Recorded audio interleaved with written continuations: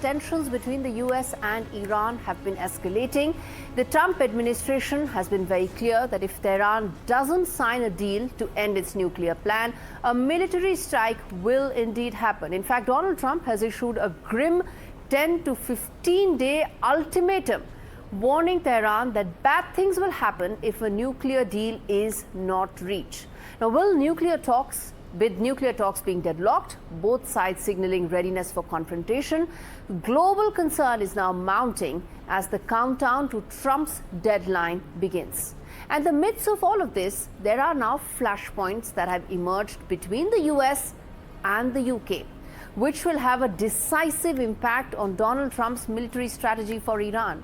Now, the US has blocked access to, in fact, the UK has blocked access to its key base in the Indian Ocean, which is your Diego Garcia, which is central to Donald Trump's Iran plans. The UK Prime Minister is wary of allowing strikes from that area, since it will make Britain complicit in international crimes, leading to a war of words between the oldest two NATO allies. Now, before we get to exactly how that is now going to unfold and impact the dynamic situation in Iran as well, and the changing dynamics between the US and UK, let's listen into exactly an important soundbite that's coming in that tells you where the situation stands right now. Caroline Levitt, Donald Trump's spokesperson.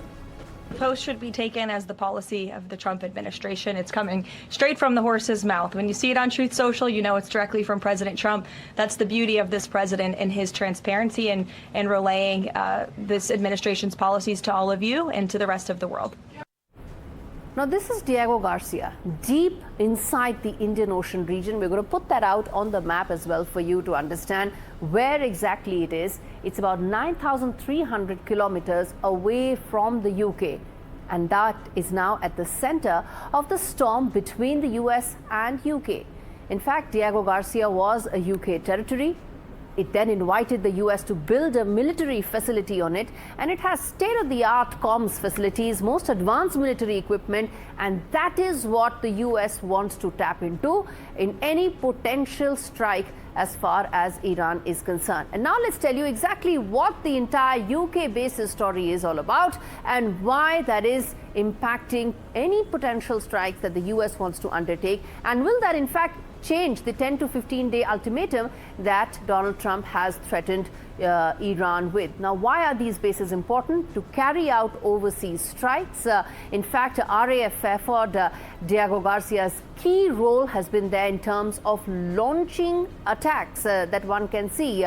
Fairford and Garcia were used to strike Middle East targets earlier as well, and this area is strategically important and located in the Indian Ocean region, and it also ensures that UK bases enable rapid deployment of troops for the US, which is why it is so very important.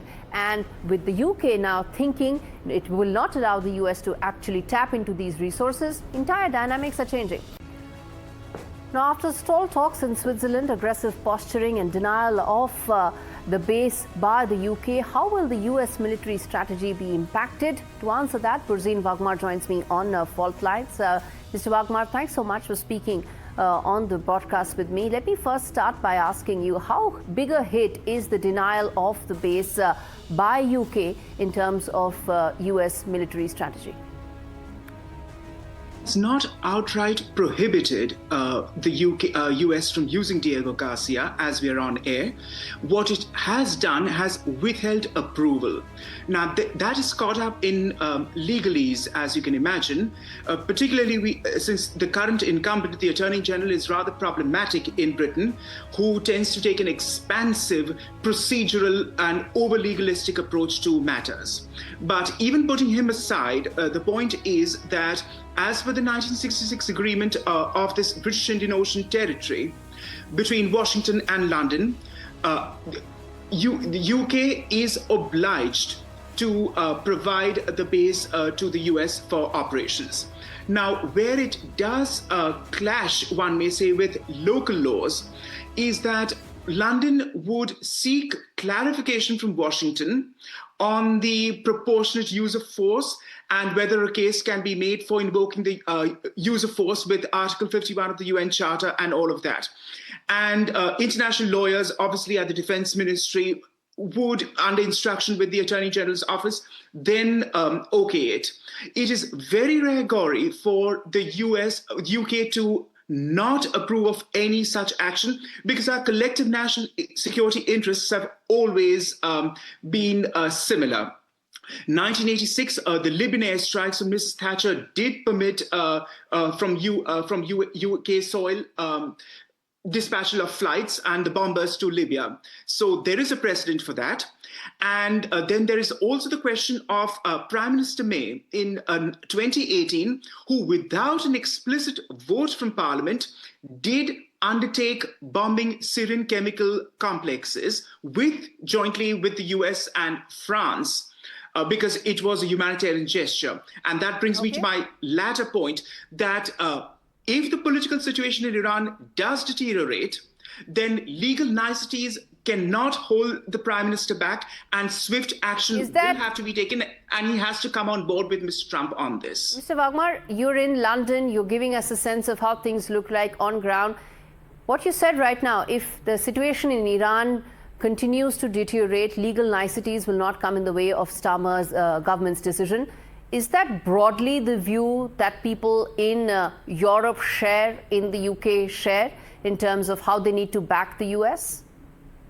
Yes, I would concur so, because in the Iran's case, you have just a brutal regime murdering its population. And Gaurie, please remember, the trauma of Iraq 2003 still weighs heavily on all European governments, particularly Britain and the Labour government back then too, under Prime Minister Blair. But Iran is not Iraq. And then also you have to look at what happened in 2013 when Prime Minister Cameron, a conservative government, wanted a military strike on Syria, Assad Syria, after thousands were killed in that chemical attack on civilians. And he lost the vote in Parliament on that. That happened in 2013. By 2015, things deteriorated until, of course, Assad exited in 2024. But there was a feeling in the late 2015 onwards that we could have done something in 2013, and simply being shackled to the memory of Iraq 2003 wasn't good enough. And there was regret all around that we could have done much more about it. There was humanitarian intervention with ISIS in 2014, and Prime Minister Cameron could go ahead with that, airstrikes, which he did. And I gave you Prime Minister May's reference of 2018 when she struck in Syria. But yes, there is this, particularly in the anti-imperialist, liberal left metropolitan sector, there is the belief of Iraq 2003, which weighs heavily, but you cannot use that for all purposes and intents as a historical precedent. And also there is the question of not just Iraq, but actually in Iran, which is a completely different equation with a government mowing down its own population in cold blood. And please remember, Prime Minister Starmer is going to face by-elections this summer. So he may want to garner some support because, of course, he's polling very badly currently across Britain in national polls and popular polls.